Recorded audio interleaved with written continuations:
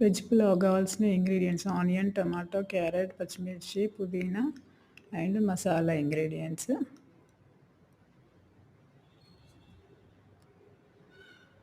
Stove on చేసి oil పోసి కొంచెం జీలకర్ర యాడ్ చేసి దాంట్లో గరం మసాలా ఐటమ్స్ అన్నీ వేసేసి అవి కొంచెం ఫ్రై అయినాక పచ్చిమిర్చి, ఆనియన్, కట్ చేసుకున్న వెజిటేబుల్స్ అన్నీ వేసి ఫ్రై చేసుకోవాలి.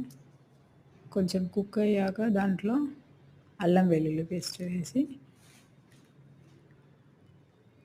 పచ్చివాసన పోయేంత వరకు ఫ్రై చేయాలి.